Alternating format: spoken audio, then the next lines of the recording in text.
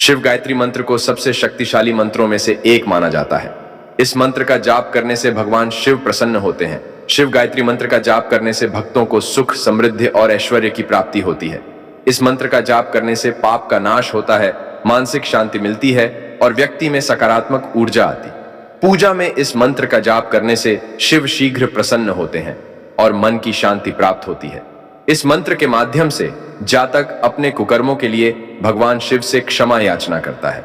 इस मंत्र का नियमित जाप करने से जीवन से सभी समस्याएं दूर होती हैं। ओम तत्पुरुषाय विद्महे महादेवाय धीमहि तन्नो रुद्र प्रचोदयात्। ओम तत्पुरुषाय विद्महे महादेवाय धीमहि तन्नो रुद्र प्रचोदयात्। ओम तत्पुरुषाय विद्महे महादेवाय धीमहि तन्नो रुद्र प्रचोदयात्। ओम तत्पुरुषाय विद्महे महादेवाय धीमहि तन्नो रुद्र प्रचोदयात्। ओम तत्पुरुषाय विद्महे महादेवाय धीमहि तन्नो रुद्र प्रचोदयात्। ओम तत्पुरुषाय विद्महे महादेवाय धीमहि तन्नो रुद्र प्रचोदयात्। ओम तत्पुरुषाय विद्महे महादेवाय धीमहि तन्नो रुद्र प्रचोदयात्। ओम तत्पुरुषाय विद्महे महादेवाय धीमहि तन्नो रुद्र प्रचोदयात्। ओम तत्पुरुषाय विद्महे महादेवाय धीमहि तन्नो रुद्र प्रचोदयात्। ओम तत्पुरुषाय विद्महे महादेवाय धीमहि तन्नो रुद्र प्रचोदयात्। ओम तत्पुरुषाय विद्महे महादेवाय धीमहि तन्नो रुद्र प्रचोदयात्। ओम तत्पुरुषाय विद्महे महादेवाय धीमहि तन्नो रुद्र प्रचोदयात्। ओम तत्पुरुषाय विद्महे महादेवाय धीमहि तन्नो रुद्र प्रचोदयात्। ओम तत्पुरुषाय विद्महे महादेवाय धीमहि तन्नो रुद्र प्रचोदयात्। ओम तत्पुरुषाय विद्महे महादेवाय धीमहि तन्नो रुद्र प्रचोदयात्। ओम तत्पुरुषाय विद्महे महादेवाय धीमहि तन्नो रुद्र प्रचोदयात्। ओम तत्पुरुषाय विद्महे महादेवाय धीमहि तन्नो रुद्र प्रचोदयात्। ओम तत्पुरुषाय विद्महे महादेवाय धीमहि तन्नो रुद्र प्रचोदयात्। ओम तत्पुरुषाय विद्महे महादेवाय धीमहि तन्नो रुद्र प्रचोदयात्। ओम तत्पुरुषाय विद्महे महादेवाय धीमहि तन्नो रुद्र प्रचोदयात्। ॐ तत्पुरुषाय विद्महे महादेवाय धीमहि तन्नो रुद्र प्रचोदयात्। ॐ तत्पुरुषाय विद्महे महादेवाय धीमहि तन्नो रुद्र प्रचोदयात्। ॐ तत्पुरुषाय विद्महे महादेवाय धीमहि तन्नो रुद्र प्रचोदयात्।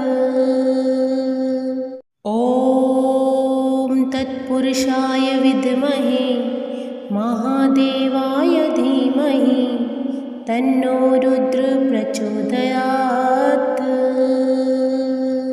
ॐ तत्पुरुषाय विद्महे महादेवाय धीमहि तन्नो रुद्र प्रचोदयात्। ॐ तत्पुरुषाय विद्महे महादेवाय धीमहि तन्नो रुद्र प्रचोदयात्। ॐ तत्पुरुषाय विद्महे महादेवाय धीमहि तन्नो रुद्र प्रचोदयात्। ॐ तत्पुरुषाय विद्महे महादेवाय धीमहि तन्नो रुद्र प्रचोदयात्।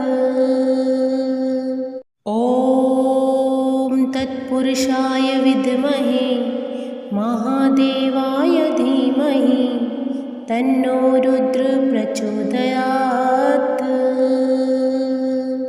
ॐ तत्पुरुषाय विद्महे महादेवाय धीमहि तन्नो रुद्र प्रचोदयात्।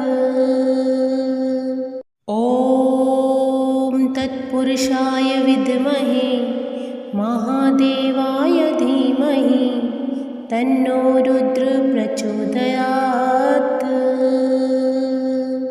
ॐ तत्पुरुषाय विद्महे महादेवाय धीमहि तन्नो रुद्र प्रचोदयात्। ॐ तत्पुरुषाय विद्महे महादेवाय धीमहि तन्नो रुद्र प्रचोदयात्। ॐ तत्पुरुषाय विद्महे महादेवाय धीमहि तन्नो रुद्र प्रचोदयात्। ॐ तत्पुरुषाय विद्महे महादेवाय धीमहि तन्नो रुद्र प्रचोदयात्। ॐ तत्पुरुषाय विद्महे महादेवाय धीमहि तन्नो रुद्र प्रचोदयात्।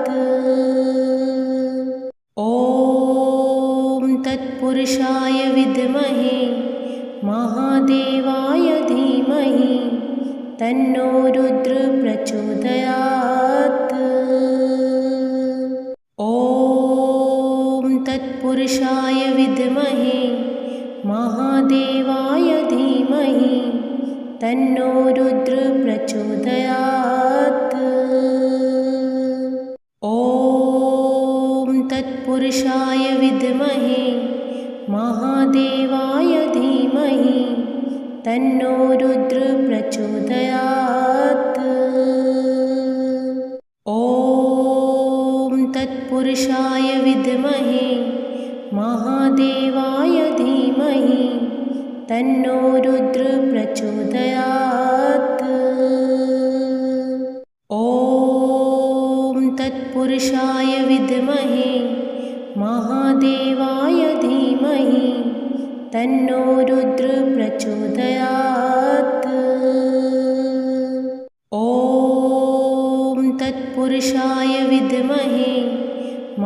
महादेवाय धीमहि तन्नो रुद्र प्रचोदयात्। ॐ तत्पुरुषाय विद्महे महादेवाय धीमहि तन्नो रुद्र प्रचोदयात्। ॐ तत्पुरुषाय विद्महे महादेवाय धीमहि तन्नो रुद्र प्रचोदयात्। ॐ तत्पुरुषाय विद्महे महादेवाय धीमहि तन्नो रुद्र प्रचोदयात्। ॐ तत्पुरुषाय विद्महे महादेवाय धीमहि तन्नो रुद्र प्रचोदयात्। ॐ तत्पुरुषाय विद्महे महादेवाय धीमहि तन्नो रुद्र प्रचोदयात्। ॐ तत्पुरुषाय विद्महे महादेवाय धीमहि तन्नो रुद्र प्रचोदयात्। ॐ तत्पुरुषाय विद्महे महादेवाय धीमहि तन्नो रुद्र प्रचोदयात्। ॐ तत्पुरुषाय विद्महे महादेवाय धीमहि तन्नो रुद्र प्रचोदयात्। ॐ तत्पुरुषाय विद्महे महादेवाय धीमहि तन्नो रुद्र प्रचोदयात्। ॐ तत्पुरुषाय विद्महे महादेवाय धीमहि तन्नो रुद्र प्रचोदयात्। ॐ तत्पुरुषाय विद्महे महादेवाय धीमहि तन्नो रुद्र प्रचोदयात्। ॐ तत्पुरुषाय विद्महे महादेवाय धीमहि तन्नो रुद्र प्रचोदयात्। ॐ तत्पुरुषाय विद्महे महादेवाय धीमहि तन्नो रुद्र प्रचोदयात्। ॐ तत्पुरुषाय विद्महे महादेवाय धीमहि तन्नो रुद्र प्रचोदयात्। ॐ तत्पुरुषाय विद्महे महादेवाय धीमहि तन्नो रुद्र प्रचोदयात्। ॐ तत्पुरुषाय विद्महे महादेवाय धीमहि तन्नो रुद्र प्रचोदयात्। ॐ तत्पुरुषाय विद्महे महादेवाय धीमहि तन्नो रुद्र प्रचोदयात्। ॐ तत्पुरुषाय विद्महे महादेवाय धीमहि तन्नो रुद्र प्रचोदयात्। ॐ तत्पुरुषाय विद्महे महादेवाय धीमहि तन्नो रुद्र प्रचोदयात्। ॐ तत्पुरुषाय विद्महे महादेवाय धीमहि तन्नो रुद्र प्रचोदयात्। ॐ तत्पुरुषाय विद्महे महादेवाय धीमहि तन्नो रुद्र प्रचोदयात्। ॐ तत्पुरुषाय विद्महे महादेवाय धीमहि तन्नो रुद्र प्रचोदयात्। ॐ तत्पुरुषाय विद्महे महादेवाय धीमहि तन्नो रुद्र प्रचोदयात्। ॐ तत्पुरुषाय विद्महे महादेवाय धीमहि तन्नो रुद्र प्रचोदयात्। ॐ तत्पुरुषाय विद्महे महादेवाय धीमहि तन्नो रुद्र प्रचोदयात्। ॐ तत्पुरुषाय विद्महे महादेवाय धीमहि तन्नो रुद्र प्रचोदयात्। ॐ तत्पुरुषाय विद्महे महादेवाय धीमहि तन्नो रुद्र प्रचोदयात्। ॐ तत्पुरुषाय विद्महे महादेवाय धीमहि तन्नो रुद्र प्रचोदयात्। ॐ तत्पुरुषाय विद्महे महादेवाय धीमहि तन्नो रुद्र प्रचोदयात्।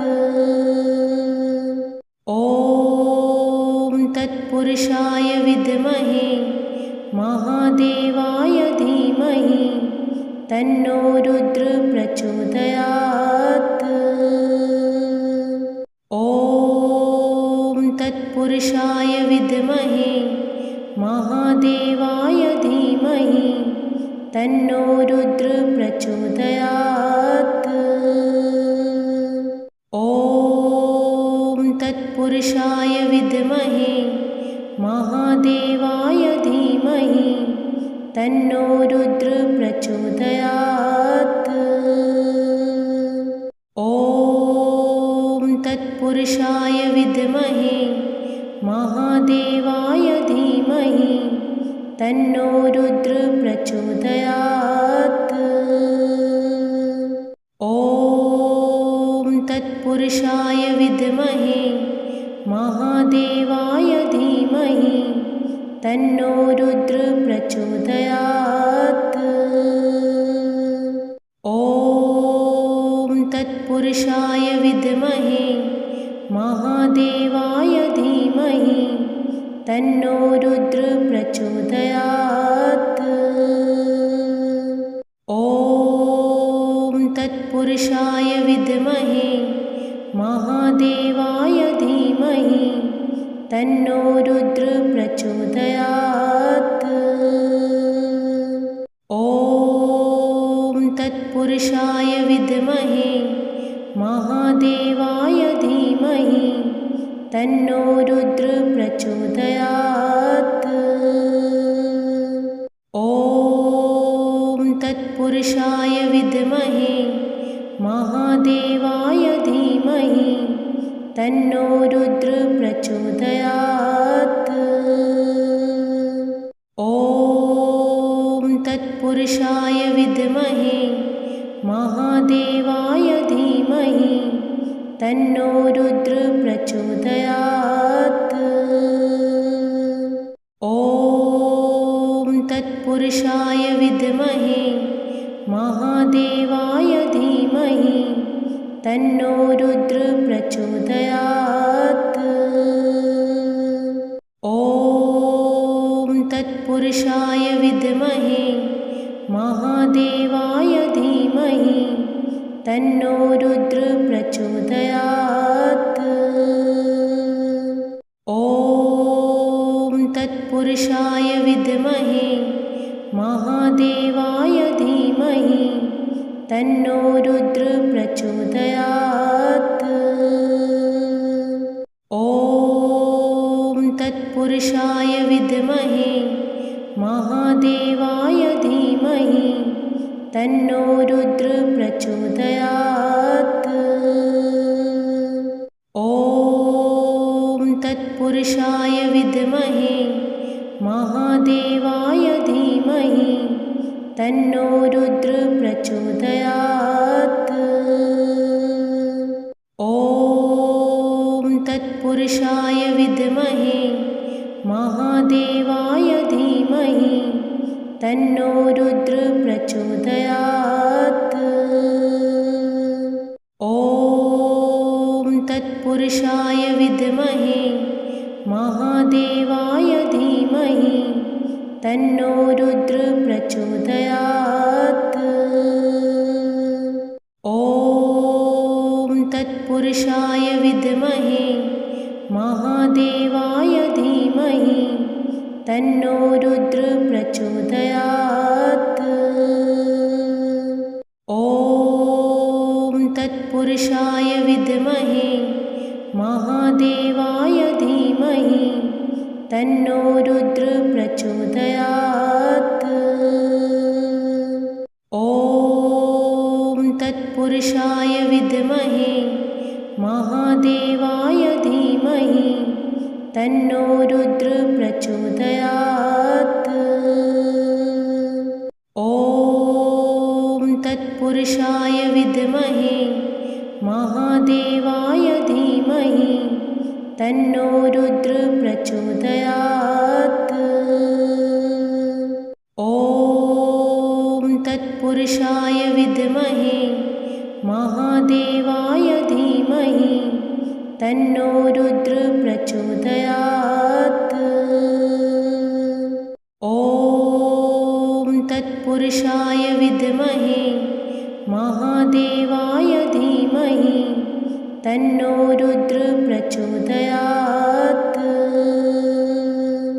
ॐ तत्पुरुषाय विद्महे महादेवाय धीमहि तन्नो रुद्र प्रचोदयात्।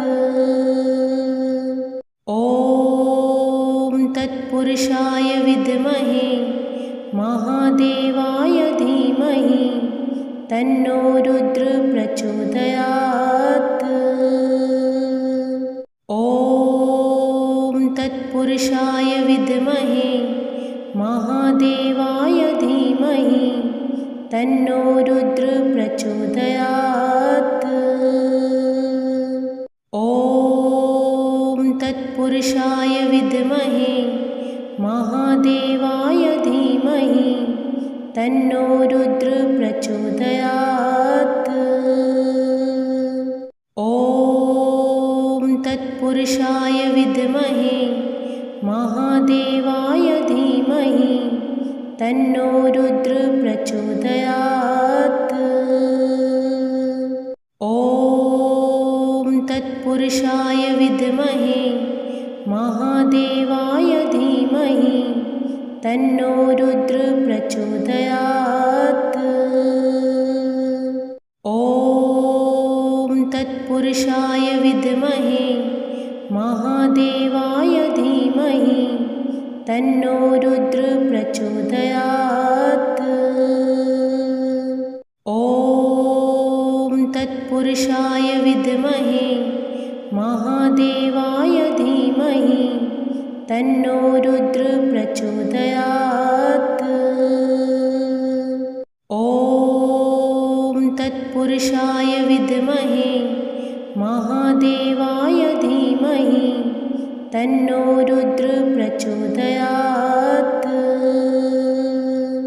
ॐ तत्पुरुषाय विद्महे महादेवाय धीमहि तन्नो रुद्र प्रचोदयात्। ॐ तत्पुरुषाय विद्महे महादेवाय धीमहि तन्नो रुद्र प्रचोदयात्।